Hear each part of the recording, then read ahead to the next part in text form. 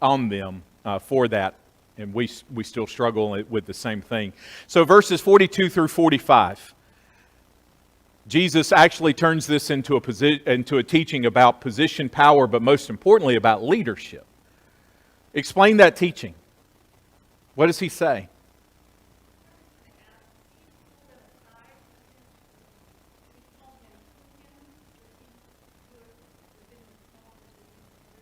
He does with all 12. Because they're indignant. They're indignant. So he's realizing all of this is threatened to tear us apart from an internal struggle here. So he does the same thing just like he called the child before to him, to use the child as an object lesson. He does this too. I want you to come here because I need you to lean in. I need to teach you something. Yes?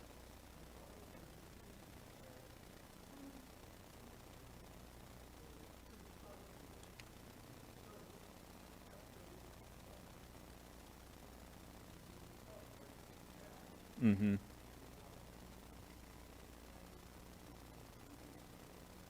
Yes, he does. That leadership. So that's really where he seems to go. Jesus seems to go in this. He still talks about position. He still talks about power. But he really goes with leadership. Look at the Gentiles. You see how they lord it over you. So Scott kind of mentioning the Romans. Look at Pilate. Look at Caesar. They rule with an iron fist and they force the kingdom, the one thing of the kingdom. So kind of carrying over this theme of one thing of the kingdom is the person who's willing to be last. So that ties into verse 31.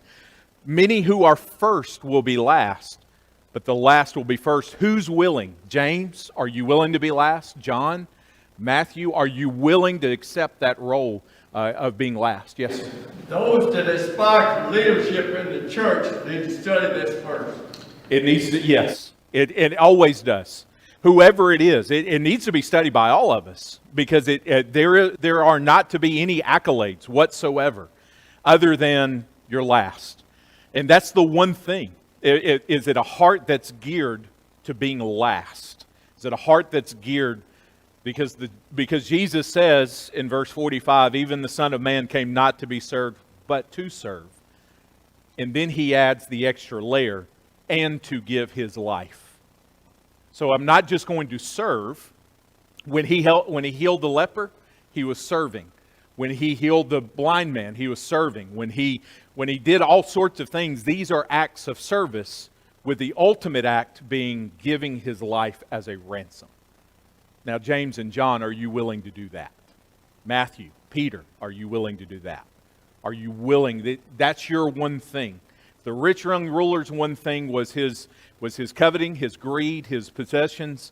James and John, your one thing is a complete upside down misunderstanding of what kingdom is in that regard. And of course, that goes with all of them in general. And we still struggle with this too. I want to be first, so I'm going to complain the loudest. I want to be first, so I'm not going to put myself in the position to be served. To serve. I want to be first. So the church is supposed to be about me and my needs and whatever else. Everything goes from that in. And the whole angle is, if you want to do something, be last. And when you're treated as last, that comes with the territory. That happens. So before we move on, one other thing, fast forwarding. Will Jesus on his cross, will he have somebody on his right and on his left? James and John, you want to be like that? Who's on the right and the left of Jesus? Thieves. Tom? Over the last few chapters, his disciples have always operated on what they've seen physically. They've seen him do things. They've seen him, quote unquote, beat the Pharisees, beat the scribes, answer all their questions, turn it back on them, do miracles, transfiguration. And Jesus has always taught them, you're going to understand what you can't see and be like what you can't see. I have a hard time thinking they believe it. They see he's done all this, he's not going to die. He's doing this. And we've heard it a few times now, but how can that be? Right.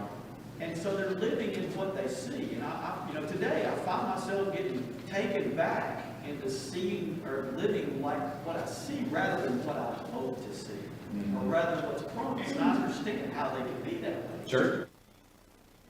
Because they saw a lot more than I've ever seen physically happen, so I just think when we give them a rap about not understanding and being this way, we need to think about ourselves. Yes. Because we don't need to live in what we see and react to what we see, but what we want to be and what we want to see. Right. And even in that regard, what we are to see is to see ourselves as servants. If the master was a servant, then those who follow him are servants too. And there's nothing greater to aspire to have in that. It's just, and of course, the ultimate act will be on Thursday night when he, at Passover, lays aside his outer garments, pick up a washcloth, and wash his feet. And he puts the tangible lesson of the Son of Man came to serve and not be served. And that becomes the tangible lesson of this. That if I, your Lord and Master, got down on my hands and knees and washed feet, you can do the same. You just got to be willing to accept that, Bailey. The first instance of this discussing who's going to be first in the kingdom comes after Jesus tells them what's going to happen. And then this is the same thing. Yes. And in between the two, we see interaction with Peter, an interaction with the rich young ruler, interaction with young children, interaction with the disciples who were trying to get rid of the folks who are not in their crowd, even though they're saved, they're performing miracles in the name of Jesus, but they're not in their crowd, right? And all those stories are in between, and sometimes I'm challenging myself. I think about the first, he repeats through all that, the last will be first, the first will be last. And I'm not sure he's trying to teach us the character of the nation that he is king. It's not like the nations around you. Right. The character of the kingdom and the people in the kingdom that I'm king of considers every single person better than you. It's not just a servant. Peter says, I'll give up everything. What am I getting for it? It's not just a servant attitude. It's a real heart that says, everybody else is more important than me. And what I do represents that person that is even my enemy is more important than me. That's a terribly challenging point of view of the kingdom. And they're having a hard time grasping it. Yes. No, the connectedness of all of this, the bookend, is that very first time that you're talking about where they're talking along the way who's the greatest. And this is kind of the penultimate. The ultimate will be Bartimaeus. Everything's funneling into him. But you're right, all of these are connected. And what's the difference? At this moment, what's the difference between the heart of the Pharisees, the rich young ruler, James and John, and the other 10? What's the difference? Nothing. Not one thing is different. Nothing is different. It all manifests in different ways, but at its root, there is nothing different from them. And yet, if you're looking from the human point of view, you remember what Samuel told Jesse. Man looks on the outside. Oh, well, the Pharisees should have it together because they're the religious people. Or the disciples should have it together because they were with him and saw all sorts of things. Or the rich man should have it together because he's wealthy and God blesses those who are wealthy. Or whatever it is. You look at all the groups that we've seen so far, none of them have it together. Except for the children, which is the most unlikeliest of things. Because we already know how society views children. And he says you need to become like them. I mean, it's an amazing pericope of humility. And it ends with Bartimaeus. So any questions, comments, observations before we do get to Bartimaeus? All right. I think verse 43 is sort of a catchy there. Because he tells us that you must be the servant among each other. Yes. And that's like I put the onus on them. Are you going to serve your brother there? Yes. And that's a good tangible thing too, even among the kingdom. And so it's not even just serving those outside of the kingdom, but serving each other inside. And are we willing to lay aside the things that would keep us from serving one another? So that's a good point as well. So Bartimaeus, as far as a public miracle, this is the last public miracle in the Gospel of Mark. We still got 6 more chapters to go. There are no more public miracles. You got Malchus, who will have his right ear cut off, but I don't consider that public. This is the mass public miracle where everybody sees it. So it's the very last one. And what I want you to do, what I want us to do is I want us to see a contrast between Bartimaeus, James and John, Bartimaeus and the rich young ruler, and Bartimaeus and the crowd. So you got Bartimaeus is kind of over here in his own little category, his own little place. And then there are going to be 3 different groups and how Bartimaeus outshines all of them. So Jesus and the crowd and everybody's coming to Jericho. So Jericho is called the city of palms. I know we're used to it with the walls of Jericho and within Joshua. But by the time we get to Jesus' day and age, it's called the city of palms. It's about 15 miles outside of Jerusalem. And so they're walking in. They're walking in towards Jerusalem. They're going to walk through the city of Jericho. What I didn't realize until after this week within study, I don't know if you knew this or not, but kind of in an off-season, if you will, so priests served, but if it wasn't their time to serve, priests lived in Jericho.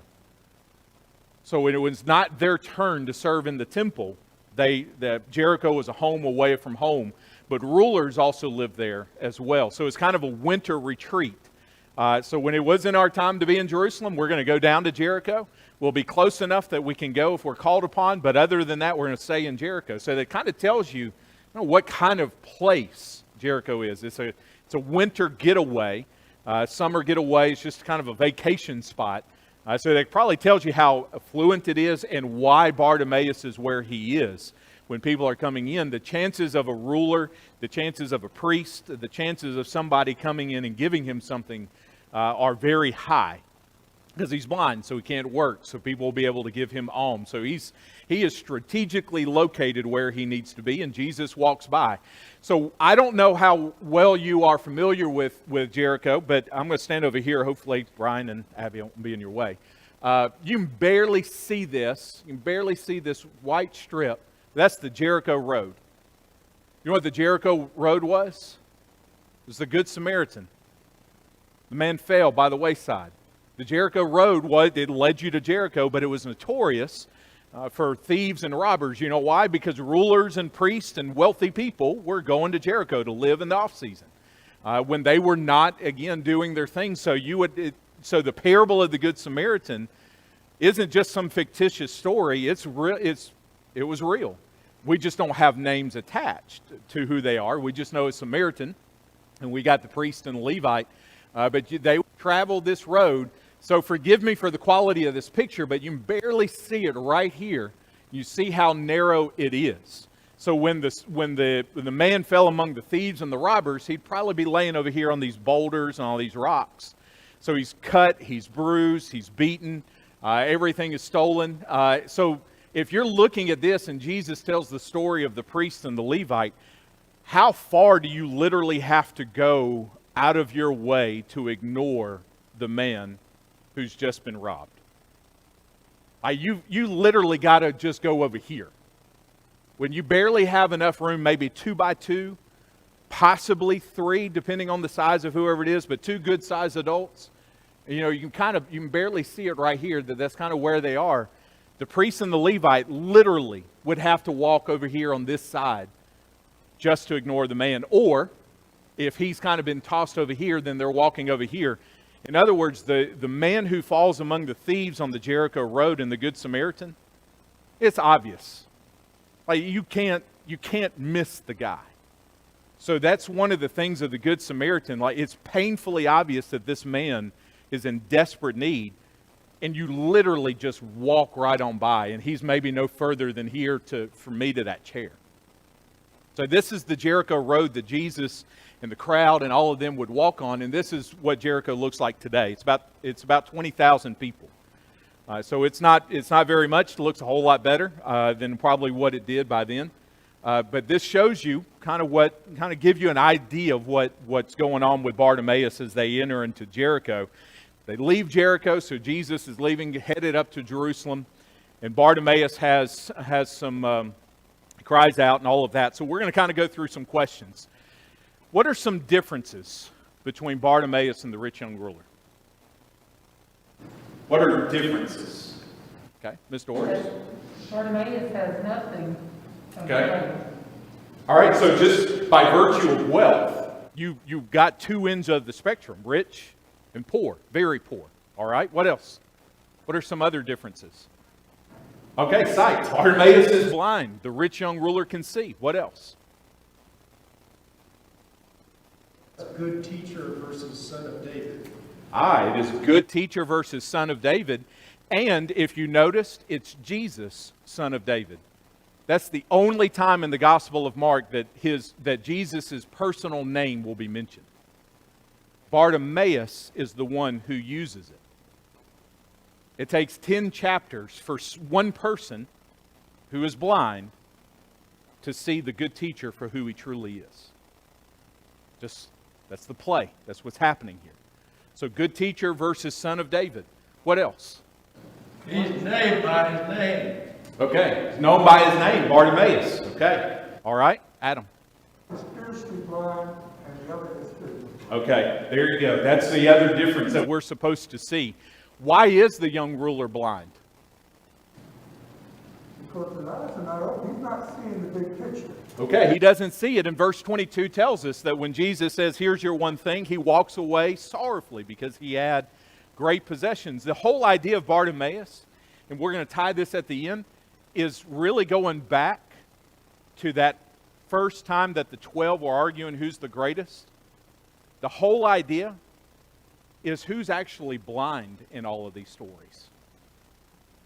Who's really the blind one? Is it the rich young ruler who can see physically? And Bartimaeus who can't? Or is it the rich young ruler who is spiritually blind? And the reader is supposed to get this. Which is the worst condition? To be spiritually blind or physically blind? Right? We're supposed to see this, but if we're not seeing all the other things, guess what we are? We're spiritually blind. And we're in a worse condition than Bartimaeus. So Bartimaeus is blind, and we don't know whether he's born that way, whether an accident happened. We just know that he's blind, but does he want to see? Yes, he wants to see. The question goes back to the rich young ruler. Does he want to see?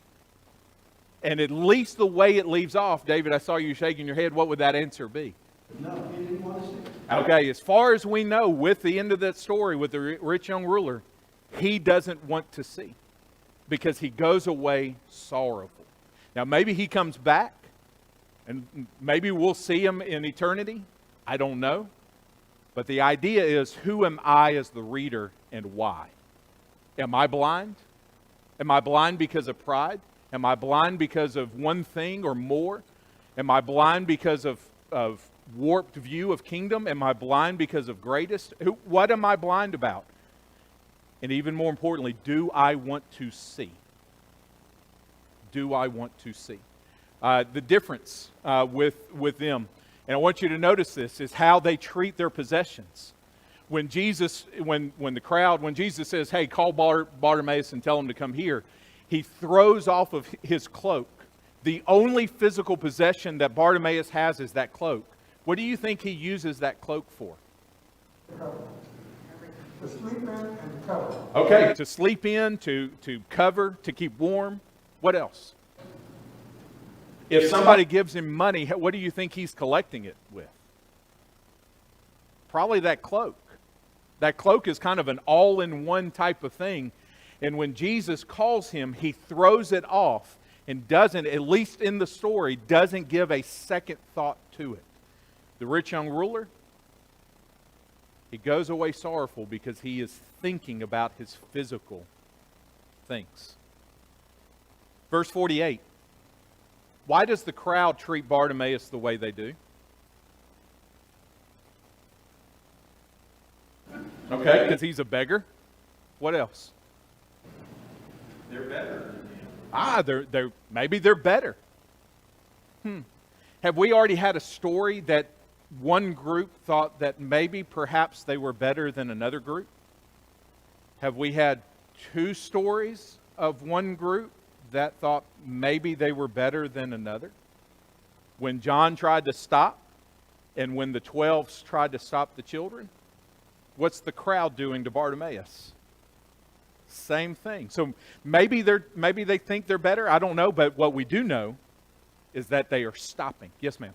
They don't want the beggar to interfere with their ability to get to Jesus. Okay. That may be something hey, don't get in our way. Okay. What else? Why else could you think the crowd is treating Bartimaeus the way they are? They tell him to hush. They tell him to be quiet.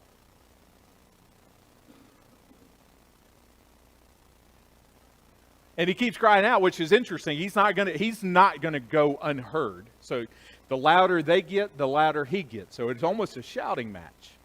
Can you think of any other reasons why the crowd is treating Bartimaeus the way that they are?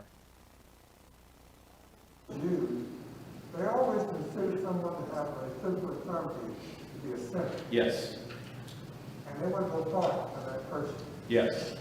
It is very possible that, and this ties in with John 9, when the disciples asked with the man born blind, hey, who committed the sin? Did he or did his parents?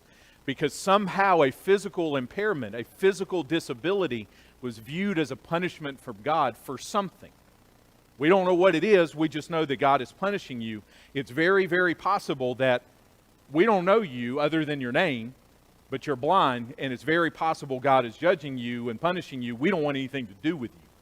And we don't want you to have anything to do with us or the teacher.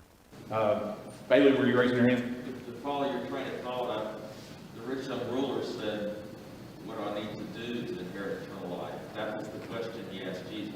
Yes. And the question that the Bartimaeus is asking is, have mercy on me. Yes. That's his question.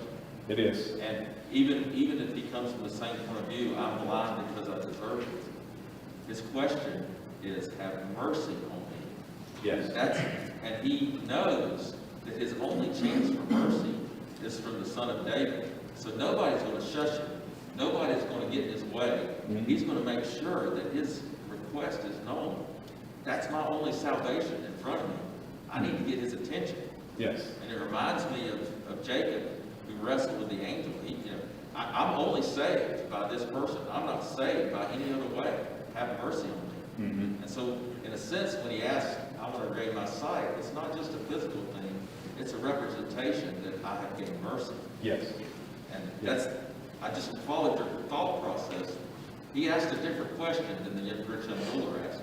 He asked a different question than everybody who's preceded him. Everybody who's preceded him has asked a different question. Hey, Jesus, we want you to do something for us. Well, what do you want? We want to sit on your right and your left.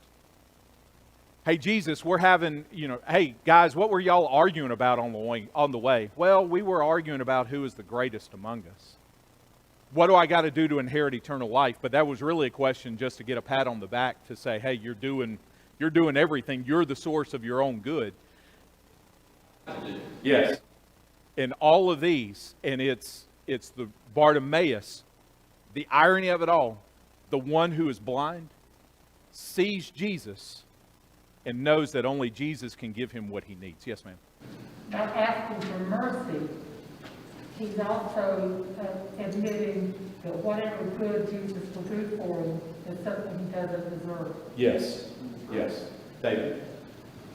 The rich young ruler was looking for validation of what he thought he already knew. Yes. But this guy is like the guy who came me.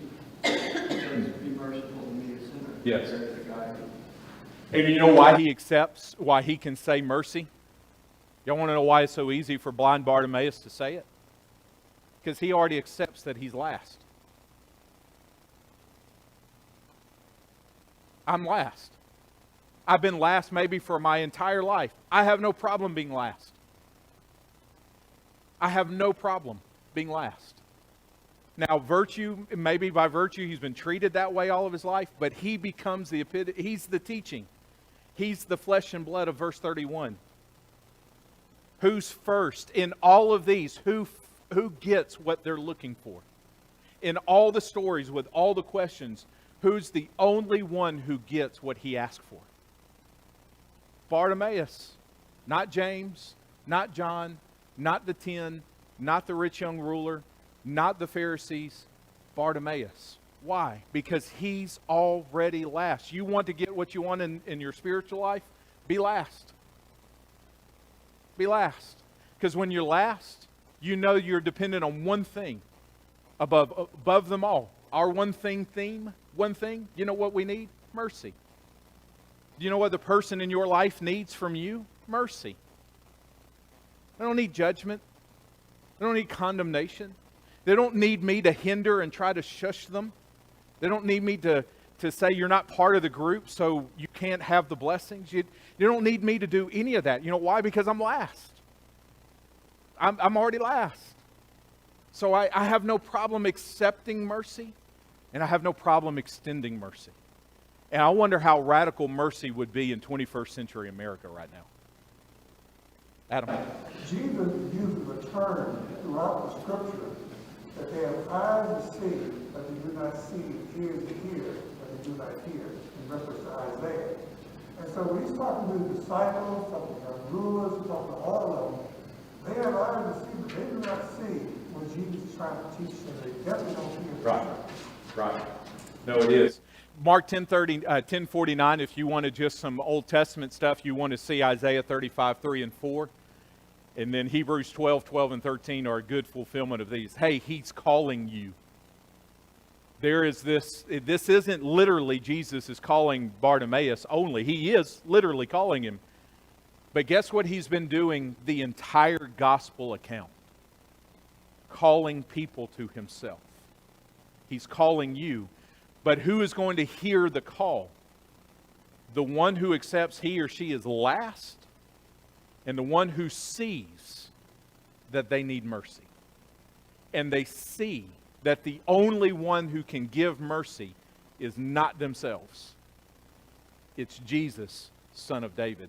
Have mercy on me. You want a good Bible verse to put on your mirror to go to bed at night with? Jesus, Son of David, have mercy on me. You want a good Bible verse to wake up to in the morning? Jesus, Son of David, have mercy on me. Because when you go out into a world full of other blind people, you will be more likely to give to them what they need that you yourself already know you need. I will be more likely to give that myself to someone if I already know that I need that. David. That kind of connects to the Lord's Prayer and forgive me as I forgive the trespasses. Yeah, it is.